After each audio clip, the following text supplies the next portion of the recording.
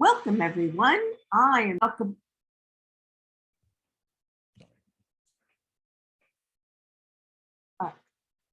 Welcome, everyone. I am delighted to welcome back Dr. Scott Dell, who's going to share with us this evening the top 10 steps to getting hired. So take it away, Scott. Well, thank you very much, Lynn. Honored to be here. Ken, appreciated your assistance and the opportunity to share. We've all seen that graphic, and we're going to be talking about the 10 steps to getting hired. I'm going to point out a couple of things on this screen. If you jump all the way to the bottom, you have full access to this presentation through a tiny URL. So if you go to tinyurl.com, 10 steps to hire Dr. Scott, you will get this presentation too. And I bring that to your attention because the format for tonight, I'll be introducing some things. I'm going to be going into breakout rooms for each of the 10 activities, and then I'll be sharing resources for each of those 10. Lynn was able to provide and share a bunch of good resources on the career front, and I also have a bunch of resources that you may very well be able to take advantage of. My LinkedIn address is there. I urge you and encourage you to spread it liberally. Put your LinkedIn address in your signature blocks on your email. Put it on any communications. Put it anywhere you have something that you want to get noticed for. You want to have a way now for people to get a hold of you and to reach out to you. So I do have a PowerPoint, and I'm not going to do death by PowerPoint, but a couple of slides I'll go through. Can I really get hired following 10 steps? Now, we heard about networking earlier. 80% of jobs plus are found through networking or networking complemented searches. We'll talk about applicant tracking systems. We'll talk about the resume. We'll talk about cover letters, which is getting a bad rep these days, but we'll go down. But the short answer is yes. You can get hired, you can find positions, but you need to commit. And as Lynn just mentioned, 35 hours of work a week. It's not unreasonable to find a career opportunity and a career job. So we've got a marathon coming at you. I'm going to ask you to edit your name. If you are able to put your name and the career you are seeking or the job area you are seeking inside, that would be appreciated. Additionally, I'm going to have you put in the chat, throw your LinkedIn address in there too. Network with your fellow participants. Network with everybody. Network like a mad dog, I say, because you don't know who knows somebody that might know somebody that will find you a position that you seek. And then I also encourage you to take out a piece of paper or open a document window. And what you're going to have available to you is the ability to make some notes as we go. But again, you'll have full access to this system, to this presentation at your leisure.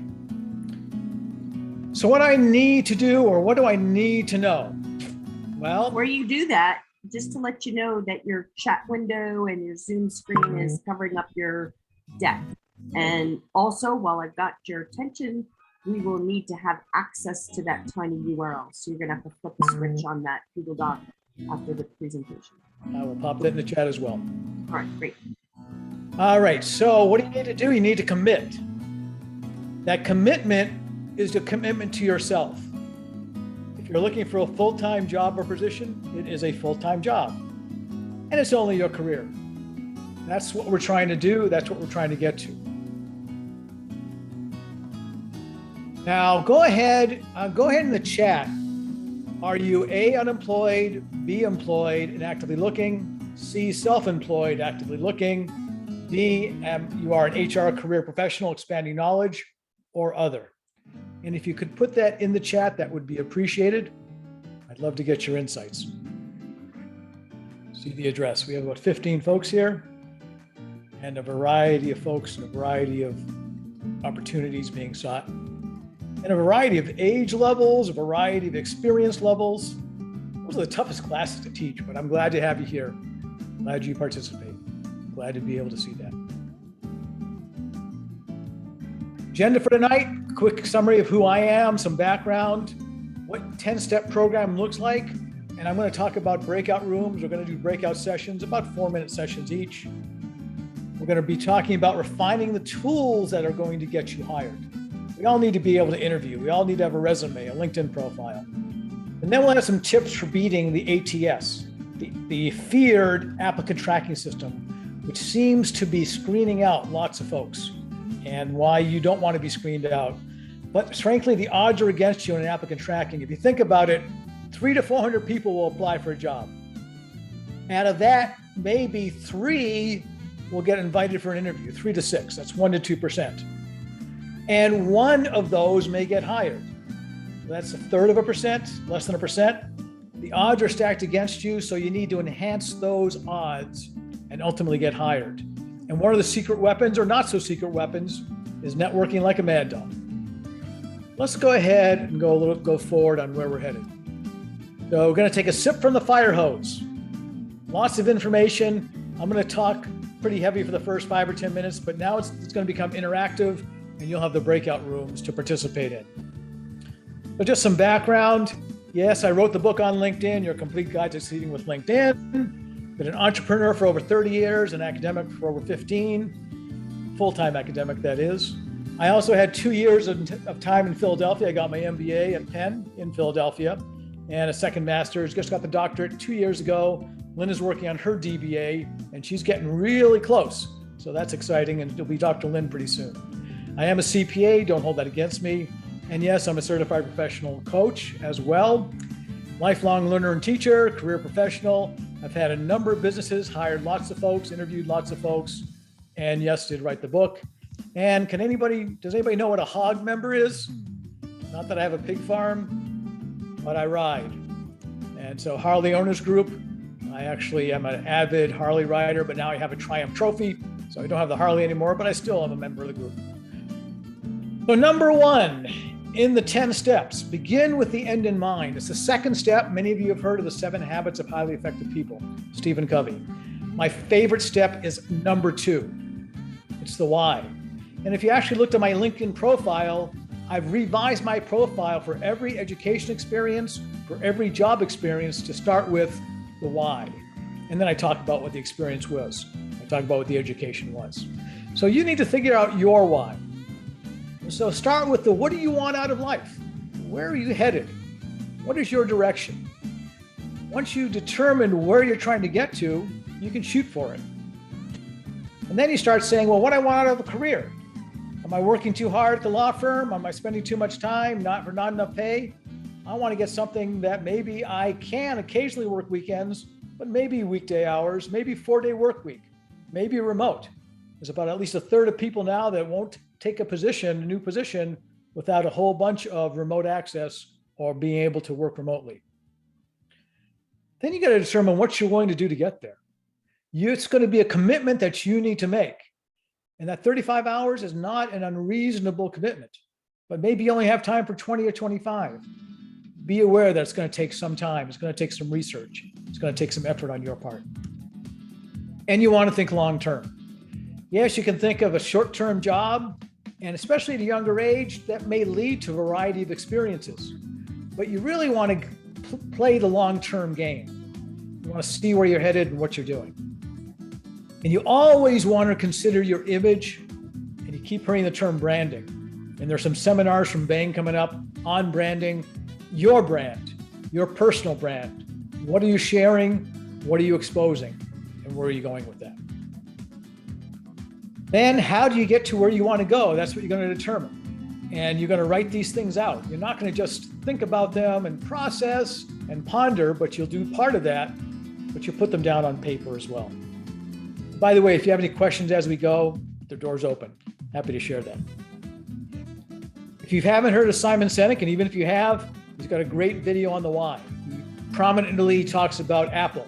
He talks about Martin Luther King. But it starts with the why. What great companies do starts with the why. Then they get the how, then they get the what. And the golden circle is part of that. And again, you'll have access to this complete presentation. The link is there if you want to jump to it, or you can search on it. But how great leaders inspire action. Pretty cool video, pretty insightful, and worth a read. So the breakout discussion we're going to have on number 1. Where do you want to be in 5 years and why?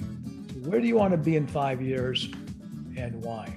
So I'm going to stop the share here, And I'm going to go ahead and get the breakout rooms going so that you can go ahead and let's see, we have 15 here participants.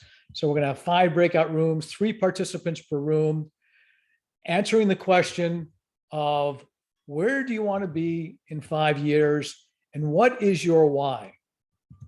So we're going to have about 4 minutes and you'll be able to see, up in the upper right-hand corner, we've got 5 rooms assigned automatically. We're going to create and we will go ahead. Options, I'm going to make sure that you can see. Choose room. Okay. So any questions before we head off into our rooms? What's your 5-year plan? What's your direction? Take it away. Should we pause the recording? It's only 4 minutes, so I'm going to keep the recording going and no need to pause. All right, well, then we'd have to edit. We can edit. Are you okay with that, or would you like me to pause? Yeah, we're a volunteer organization. Start the recording again. Does anybody want to share anything interesting they found in their rooms? Some feedback? Any surprises? Because you need the practice, and this is a good place to practice.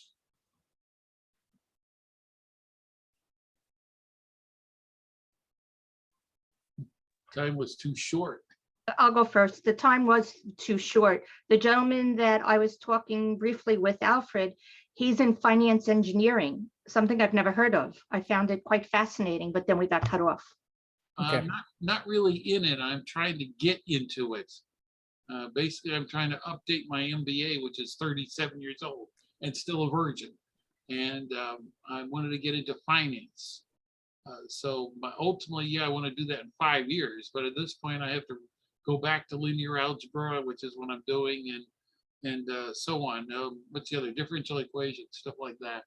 Sure. Okay. So as far as knowing what you want, knowing where you're going, knowing what you're doing, that's pretty powerful to be able to do that. And that's something you need to be able to tell your story. And you need to have clarity in your story and the direction you're heading.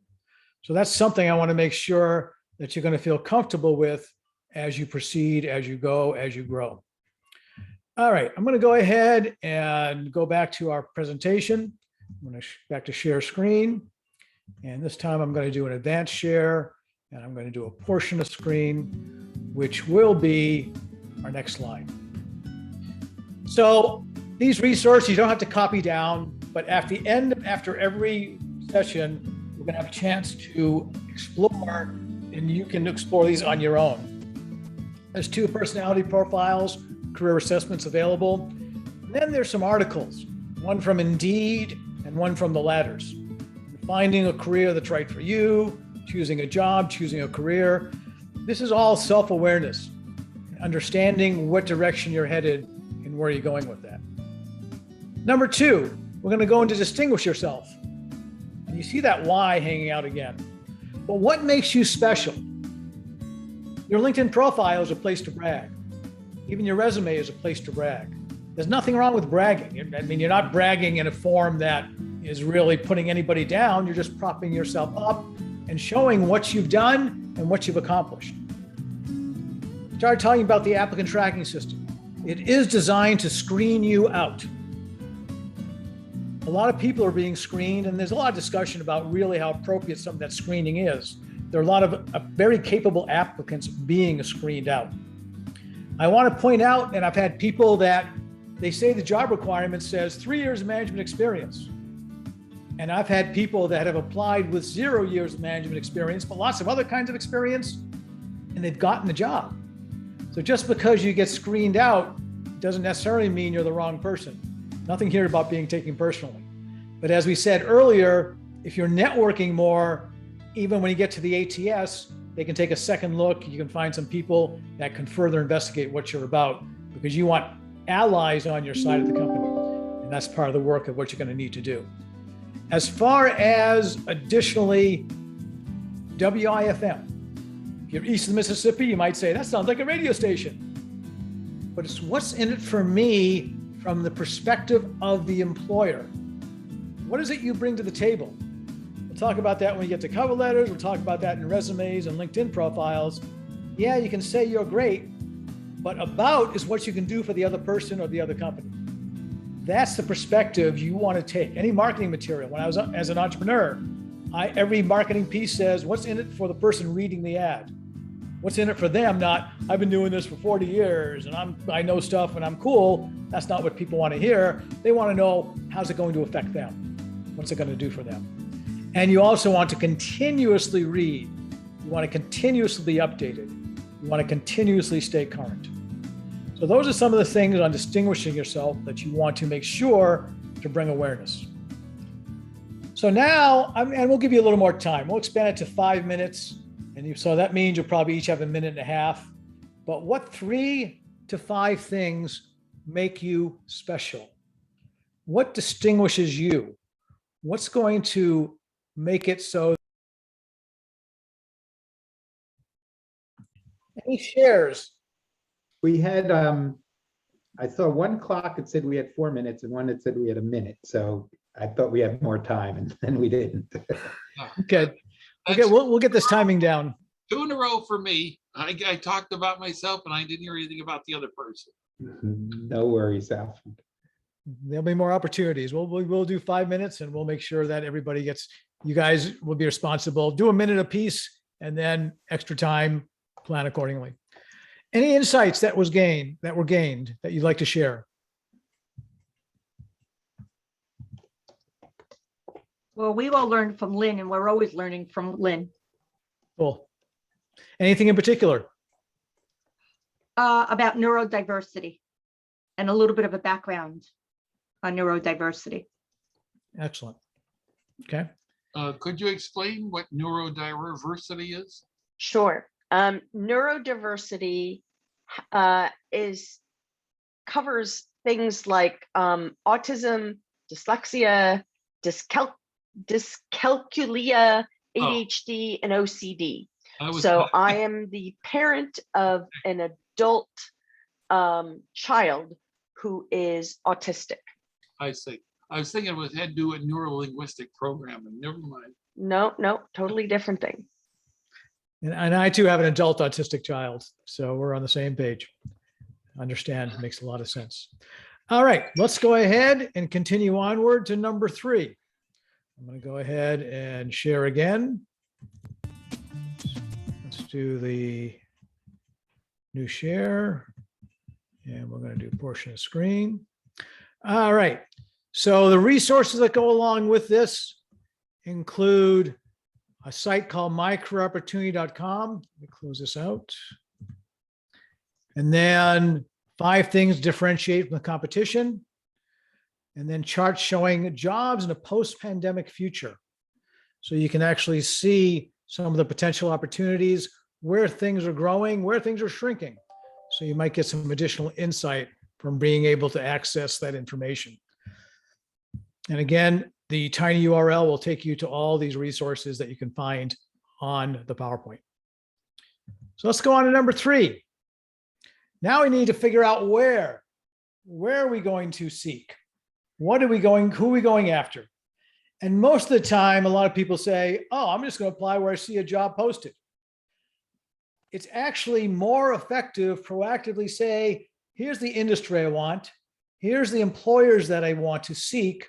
And then I could go after the company, network with folks or find folks that know friends of mine or contacts that know other people in those organizations, seek particular jobs, not just spray and pray is what they call. So the spray and pray rarely works. And that's where you're applying to 300-400 jobs that you see posted on Monster. You see posted on LinkedIn. You see posted on Glassdoor.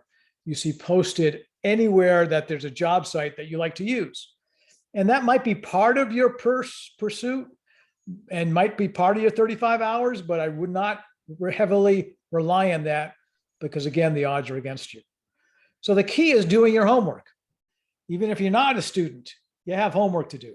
You have research to do. You have to do the deeper dive into the kinds of folks that you want to work for. Determining who you want to work for will be incorporating their culture, their mission, their vision, their values. It's more than the website.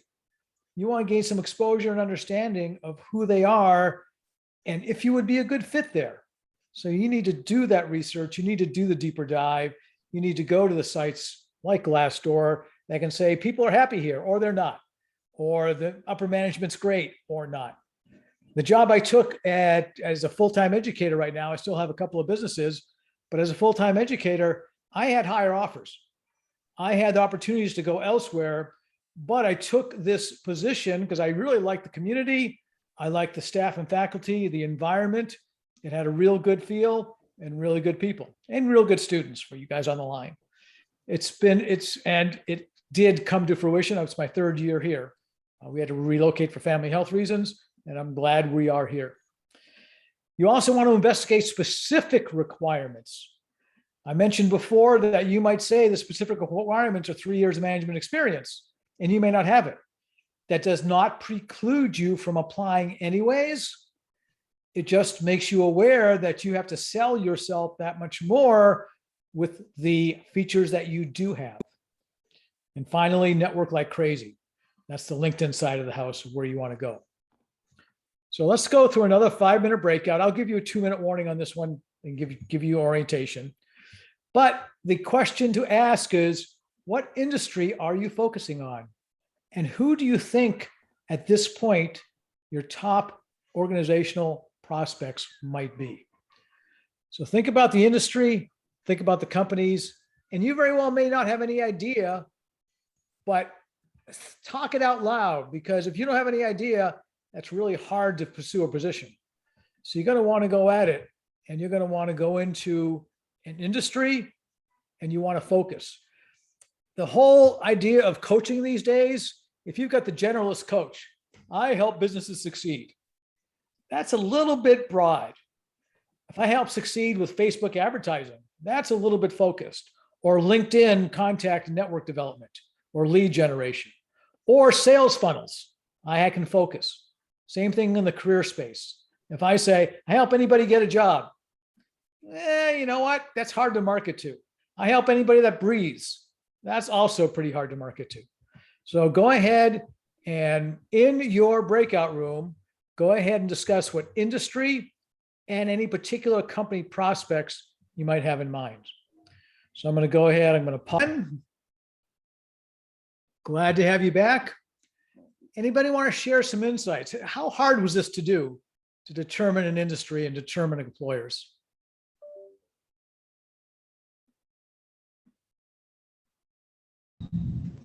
I'll share. My challenge is my skills do go everywhere.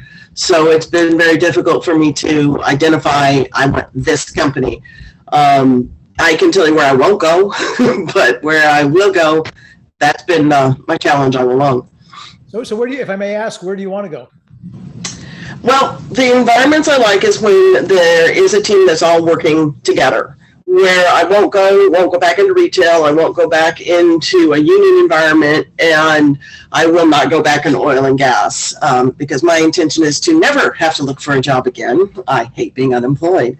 So with I was a corporate trainer for a lot of years, HR skills, it completely translates to any industry. So that's been my challenge. It really is a challenge. Now you can find companies that have certain philosophies and values that are similar, even if it's not a specific industry. Mm-hmm. That's a direction. It sounds like you have a good idea of the corporate culture you want. It's a matter of finding that culture and locally where those cultures can be found. And that's part of networking. And that's part of finding out what the opportunities are. Thank you very much for sharing. Appreciate that. All right, let's go take another look and see what specific resources might add to our ability to do the determine the where. So there's a series of articles, Where and How to Seek Internships and Jobs. Robert Half, which is an employee, they do a temp agency as well as placement agency. They have two aspects. Career Sherpa does some really good, has some really good resources. So any one of those or multiples will help you gain some further insight into what you're doing, what your direction, and how you're going to do things. So let's go ahead and start with the what. We've been worrying about the why, and notice the why is on the screen. But now, what is the role that you want? What is the specialty that you seek? What is the area? You figured out already, here's my direction. Here's some things I bring to the table, and this is what I want to do. Now that you select a role, what are the skills versus the requirements? The requirements of the job are one thing, but the skills that you bring to bear, and often what are called soft skills, I've changed it to success skills, will give you that additional insight. You want to enhance your odds through preparation. You want to have a background.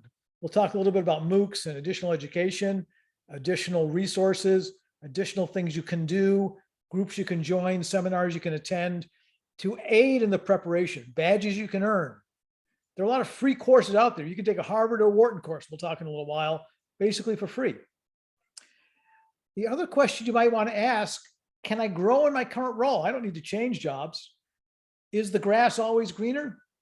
Some people tend to think so, but you may be able to grow in the current organization you're at. You've got a familiarity. They know you, you know them. There may be things about them that you don't like, but a lot that you do. That's something that you may be able to pursue and expand upon. I'm going to show a little diagram of the job landscape. Jobs that are growing in demand, jobs that are shrinking in demand. And again, this will be in the presentation that you can take a look at. I'm going to square this off a little more, make it a little bit easier to read. And you'll have a chance to. So data analysts, scientists, number one, artificial intelligence, machine learning, big data specialists. So data analytics and big data are big fields. Decreasing, data entry, it's being more automated, administrative and executive secretaries, general accounting, bookkeeping, and payroll, accountants and auditors, still high demand, just overall potential decrease. There's something called robotic process automation that's automating a lot of the lower level functions. So accountants are being demanding, or they're being needed for higher level functions, for decision making, for analysis. So those are things that you want to take advantage of, you want to gain insight into, and this just gives you some ideas on some of the directions. All right, so let's go ahead on into our next flow of our breakouts. So what are your top 2 personal and professional passions? Where are you looking? What are some things that you want, and what are your passions that you're pursuing? I'm going to shrink this down to a 4-minute rather than a 5-minute here, but top 2 personal and professional opportunities. Go ahead, and we're going to go back to the breakout rooms. I'm going to stop the record and pause. All right, welcome back. So any top 2 personal or professional passions, or top 1 personal or professional passions that you are aware of, self-aware, that someone would like to share? You don't want to share your passions.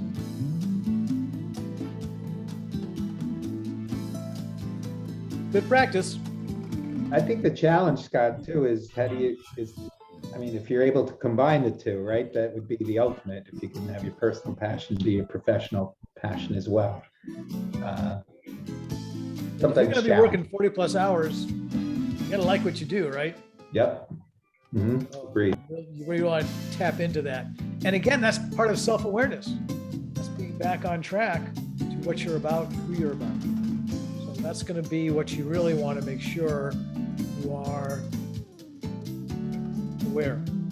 But it's okay to start somewhere and change along the way. I've reinvented 6 times, and I'm okay with that. I've learned so many things along the way, and I'm very happy with where I'm at now. I don't know that I would change what I'm doing, except I'd probably add adjunct, once I get my doctorate. Excellent. But and again, it's that's part of the okay to self-awareness. change. It is okay to change. As a matter of fact, the average used to be 7 career changes in a lifetime. That's not job changes. That's career changes. Yep. And I've had that too. It's already, and I think in this day and age, it's accelerating. And some of the careers that are out there now didn't exist 5 years ago, 10 years ago. And the opportunities that one has in the increase in the gig economy there's a lot of change coming up. So that's a direction we're headed.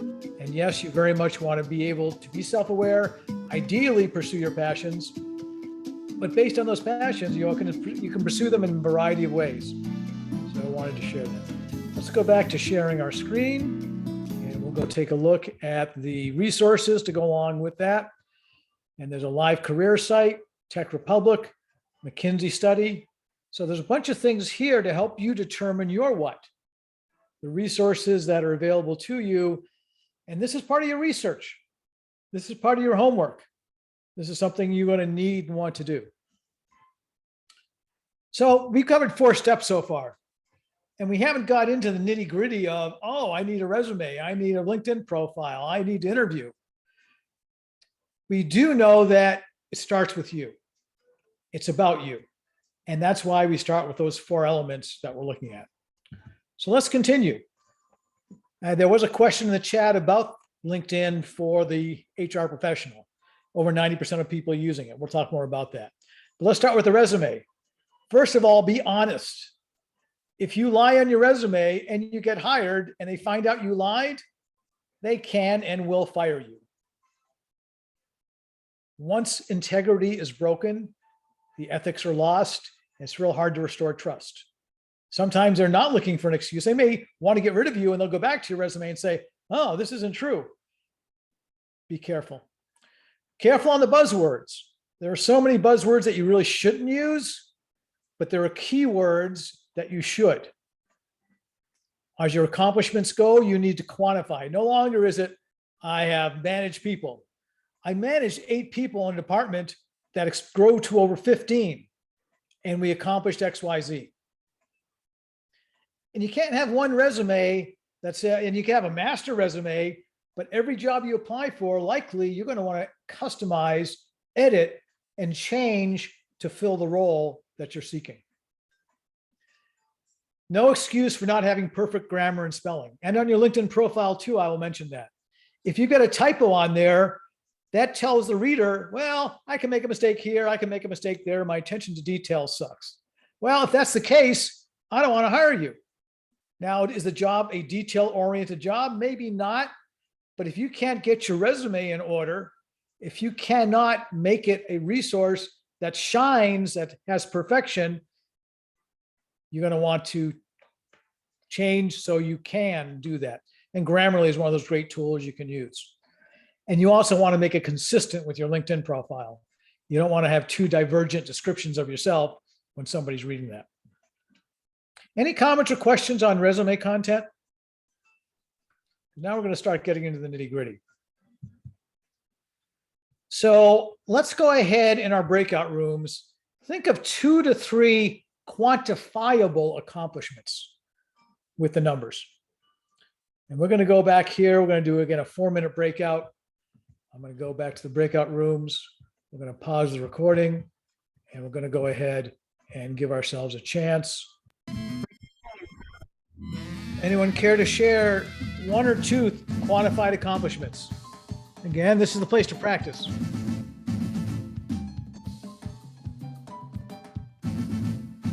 Like perhaps some sort of award you'd have gotten that would work towards your career that you want to go towards. Okay, awards are good. And why did you earn it? How did you earn it? What did you do to get it? And if you can quantify. I'm an accountant, I'm a numbers guy, but quantifying is powerful when you're recording. I managed a whole bunch of people. That doesn't say much. But I managed a team of 8. That tells you, okay, I can manage 8 people for a year and a half. And that's the real problem. A call center doesn't help much in this sort of situation. I'll say again. Well, if you were to take X number of calls per day. Completed calls, what you've accomplished, what you succeeded Now, at. this was all inbound. It was not, we couldn't control that too well. I averaged 20 calls at 5 minutes each for helping clients succeed or helping whatever assigning roles. Again, you can be specific enough that shows that you accomplished something beyond, above and beyond somebody else that doesn't have it quantified. You say, I answered the phones. That doesn't tell you a lot. Well, I know that. Yeah, that's actually came up with Dilbert many years ago. What they want us to do is answer as many calls as much as possible, but they also want us to help out the client or the customers. It's going to take longer. The longer time we mess with that, it's going to take us longer. And the two just kind of clash with each other. Well, you again spin it.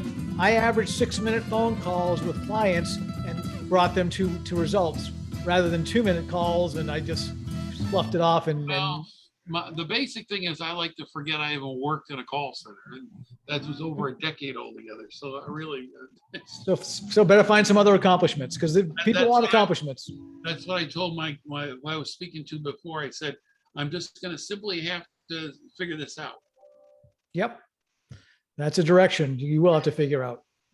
But that's why we're practicing here, and that's why some soul searching is due. So let's go ahead and take a look at some other resources. Okay. The ladders, even AARP, resume mistakes to avoid. The Muse, Wall Street Journal, WSJ. So again, 18 resume writing tips.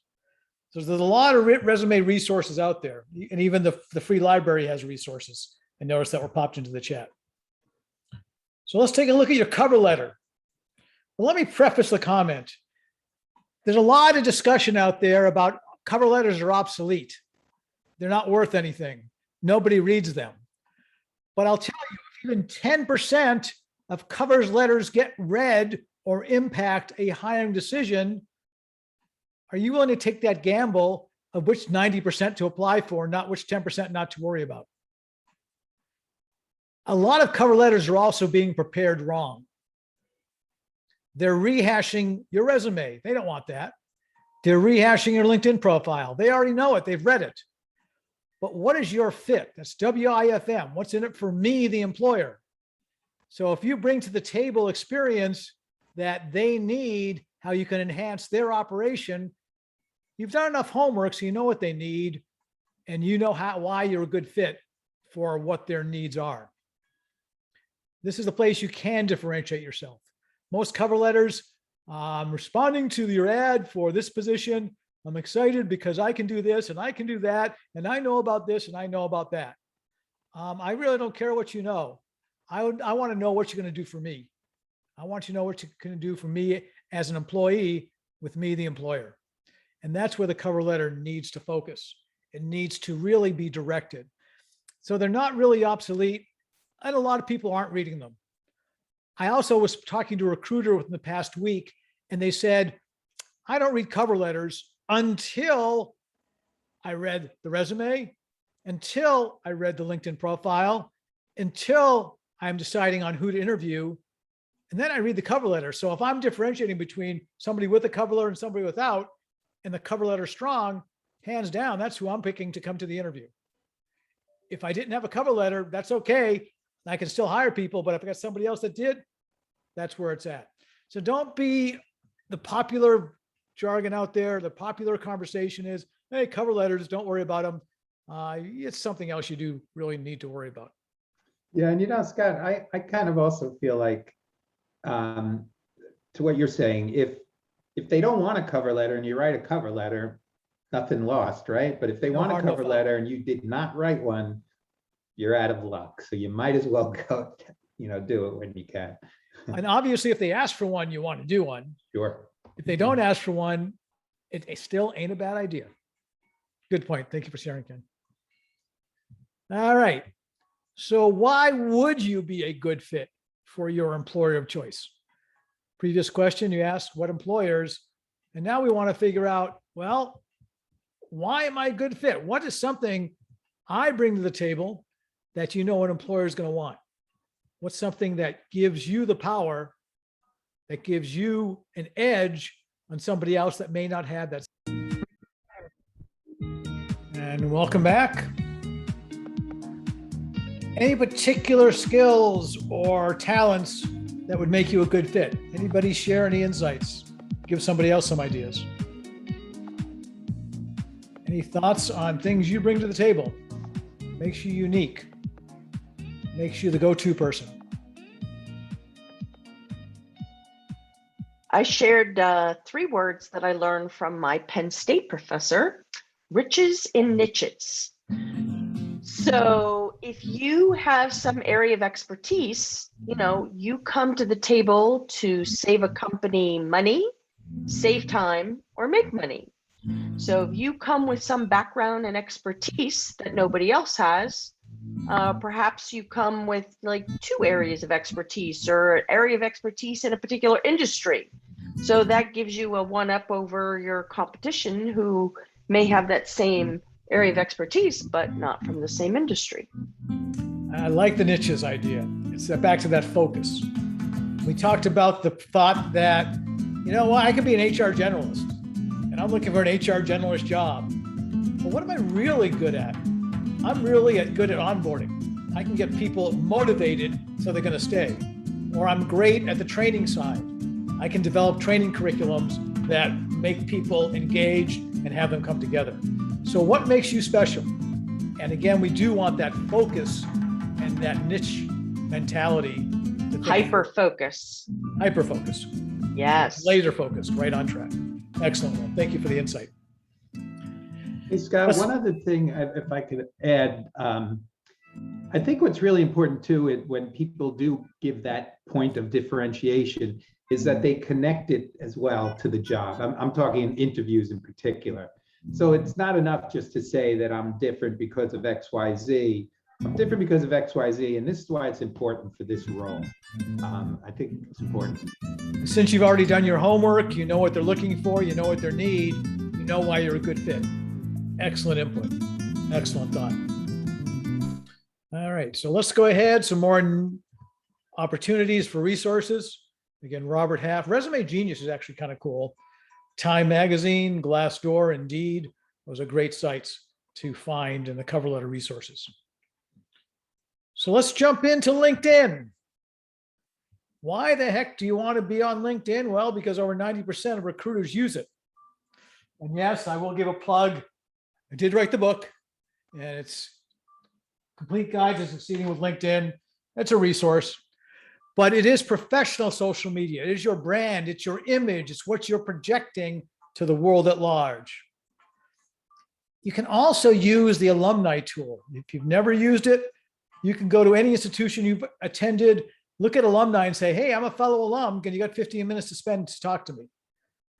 It's called the informational interview. It's not just looking for a job. Hey, you guys have any openings? It's, I want to know about your career. You're in a field, you graduated in finance, and now you're in marketing, and that's where I want to go. Tell me more about how you got there. And out of that conversation, they may come, well, we also might have some internship or job opportunities. You also want to make sure you complete all sections. You want to engage in all sections. You want to even write recommendations and receive recommendations. Both of those show up. How well do you write? Well, when you give somebody a recommendation, someone's going to be able to see that. And Canva is a great tool for creating backgrounds, creating banners, creating graphics and images. You also want your volunteer activities to highlight and to shine. Whenever I interview somebody, I say, what makes you unique? Oh, you traveled through Greece. Tell me about that. A Far East Toe. I enjoyed what you had to say. I was there too. And you can spend a half hour talking about somebody's travels or their volunteer activities or their involvements. Because if you're a student, you're probably not going to talk about your GPA. You're probably not going to talk about most of your classes.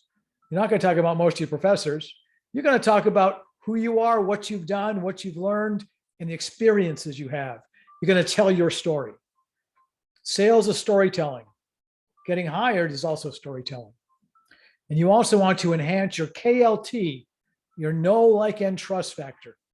And that's something that you will want to build upon. We're going to jump into the last breakout session, but I'm going to ask you to come up with 5 keywords and share 1 or 2 when you come back. We'll do a 4-minute breakout. And again, please share what you can. And this time, well, actually, let's do a 3-minute breakout, because if it's just a keyword, you should be able to come up and quickly jump to some keywords that are going to work for you as you pursue your career. Then come back and share those keywords with us if you can, because everybody's always looking for those. What are those keywords versus the buzzwords? You don't want the buzzwords, but you do want the keywords. Mm-hmm. Yep, I'd have to add corporate training to mine. I didn't think of that. Excellent. I knew some, when I was with Bodick and Rose, there was a fellow named, his name was Alan Cooper, not Alice Cooper. And he was a trainer, and I would love to have been doing what he was doing. Very cool. Because I would like to do teaching, but that really doesn't help much. You know, a history professor, I'm afraid they don't have them anymore. Actually, there's a lot more needs for adjuncts because that cuts the budget down. You can pay an adjunct 2,000 to 5,000 instead of paying a professor a whole bunch more. Yeah, but they usually want a PhD and not just a master's. One of my 2 masters is history. Of course, the other is the MBA. Well, actually, minimum masters, there are a lot of schools that'll hire you with a master's, a lot of 2-year schools and even 4-year schools. And you're right, master's is the minimum. Any other keywords anybody has that they may want to share? Well, Let's go generally- ahead and jump down to some LinkedIn resources. There's the book on Amazon. There's also, there's a bunch of them. Resume Worded has LinkedIn connections, networking on LinkedIn. I have a video interview that I did with a student down here that you might get some more insight. And then some career advice, 14 ways to leverage your LinkedIn profile. So that's the last of our breakout sessions. I want to honor your time, but I'm going to go through some slides and talk about some other things to think about. You want to Google yourself, your social media, your presence, your brand is the foot you put forward. And believe it or not, you will just be Googled by an employer, not just LinkedIn searched, not just even Facebook searched. You want to take and look at all your social media presence. And I call the billboard effect and the grandmother effect. Think of everything on your social media thrown up on a billboard. I used to be able to say, put on the front page of a paper, but people don't read the paper anymore as much. But there's also the grandmother effect. Can your grandmother read it? Will she be proud of you when they review and look at that? You want to customize your URL, use it. Keep it professional. Your email address, it should not be a beer drinker in Madison. And another environment is not just IQ and EQ. We are all hearing about emotional intelligence, but there's the adversity quotient. And with the adversity quotient, how well do you recover from adversity? And then there's the cultural quotient, cultural awareness, the DEI stuff that's going on. And again, consider your personal brand. Okay. Some of the resources that go with branding, there's some Monster resources, monsterinc.com, the Balanced Careers, and Flex Jobs. Let's take a look at another, interviews. You need to do research. You need to seize it. And you need to practice. 90% of life might be showing up, but that's not the case in the interview. You need to be able to tell your story, and stories sell. I mentioned that earlier. That tell me about yourself question will be asked, and you need to kill it. Not only will it impress the interviewer because they'll remember you, but it'll also set the interview off on the right foot because it'll get you jump-started and excited about what you're doing and saying. Remember, you have 2 ears, 1 mouth. You use proportionally. You want to listen as well as talk. Practice mirroring. They cross their legs, you cross your legs. If they are sitting up close, you sit up close. Always smile and radiate positivity. And finally, respect everyone you meet. The receptionist will be asked, what did you think of the candidate A versus candidate B? And the receptionist can say, she was friendly, or he was pretty courteous and polite and had a nice smile. Those are the things that are going to help you get hired from all aspects in all avenues. Some of the resources for interviewing. We've got something called Intro Edge. The founder of Sylvan Learning Centers developed a course called Intro Edge that answers the question, tell me about yourself. And then there are a bunch of other interview questions, a lot of behavioral interview questions. They say, what would you do in this situation? You need to have 5 situations on tap in the back of your mind that's going to lead you to responses that are going to make sense. Then the follow through. It ain't over. Every step can be part of the evaluation. As I said, the receptionist, how you walked in the halls and smiled, how you looked around and how aware you were of your environment, what pictures you saw in the HR manager's office or in the other people that were interviewing, what photos they had on the wall, what pictures, what they had for demonstration and display. Thank you notes to everybody is appropriate. If you do a thank you note and somebody else doesn't, that gives you an edge. Not only is there carpe diem, but occasionum carpe. Not only seize the day, but seize the occasion, seize the moment. There's Robin Williams interview, Dead Poet Society, that he talks about carpe diem. You might want to take a look at that if you desire. It'll be a nice reminder. You're also after continuous improvement. There's something called MOOCs, Massive Open Online Courses. You can have Wharton and Stanford on your resume, University of London, University of South Africa. You may have never traveled to Africa or South Africa, but now that's a conversation piece because you took a 2-hour course. One of my students took a restaurant 2-hour course and has that on her resume, and she talks about Stanford, having never left to Wisconsin. Someone else went in and has IBM on their resume. They have a great MOOC from IBM on blockchain. It takes about 2 hours. You earn a badge, you can pop it on your LinkedIn profile, and you'll know more, 95% more about blockchain than the population at large. Follow through. Let's jump to resources. Thank you notes after an email, how to negotiate salary, MOOCs, and different courses you can take, and a variety of MOOC providers. So again, these are available to you, other resources. Finally, we'll talk about beating the ATS, the applicant tracking system. You want to make sure you follow the instructions. If it tells you or asks you to fill this out to the best of your ability. You want your keywords incorporated in your ATS application as well. And you don't want to click, American Accounting Association on their website, here, automatically submit my resume to this institution. This website, monster.com, automatically submit my job. LinkedIn, automatically submit. You don't want to automatically submit. You want to go to the company website because that actually does get a little more attention. And the key is do your homework, because without doing your homework, you're going to be at a loss and fall out of opportunities. Already the odds are stacked against you on an ATS. Here's some ATS resumes, how to beat the ATS, some search skills, career advice, and those are some other tools available to you. We're going to open the floor to Q&A in a minute, but I have a couple of 3 slides that I'm going to ask your indulgence. First one, in the chat, can you please add something you liked about what you heard, what you saw? Add something you learned in the chat about what you saw, and maybe something that could be improved in the presentation or the content. Other than time, we never have enough time, we know that.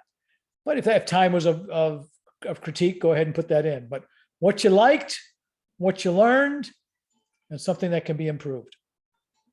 And I'll give you a minute to do that. And while you're doing that, we have a LinkedIn 5-day challenge coming up on September 27th. That's 2 weeks, almost 2 weeks. Starts on Monday. In 15 to 20 minutes a day, 5 different tasks associated with LinkedIn will help you get found. And there's a tiny URL there, accessible, that will get you linked to the registration and find access. And basically, there's a 10 to 15 minute video, and then a 10 to 15 minute homework assignment. Prizes will be given, Amazon gift cards, books awarded. There'll be some tools and resources available to you. So please feel free to take advantage of that if you'd like to register or join. And finally, I will share that Intro Edge. That one does cost, but it's a course, again, developed by the founder of Sylvan Learning Centers. He calls it the art of the introduction. I call it an elevator pitch on steroids. That's something that, as it says there, will yield your story, excite the interviewer, and get you a place to kick off your interview from. When you want to impress and be remembered, build confidence, that's the area to go. So food for thought. On that note, I'm going to thank you for your time and open the floor to questions and answers, dreams, aspirations, ideas and ideals. Phantasmagorias is a word that I found is a real word. It's kind of cool. But I'm going to open the floor to anybody that has any questions or answers that wants to participate and take advantage. Will the recording be on for the Q&A? The recording will not be, let me turn off the Q&A. Thanks. Thank you for reminding me. All right. I did it twice. Okay. So thank you so much again for joining us, and we hope to see you again. Look forward to the opportunity. Thank you, Lynn. Thank you.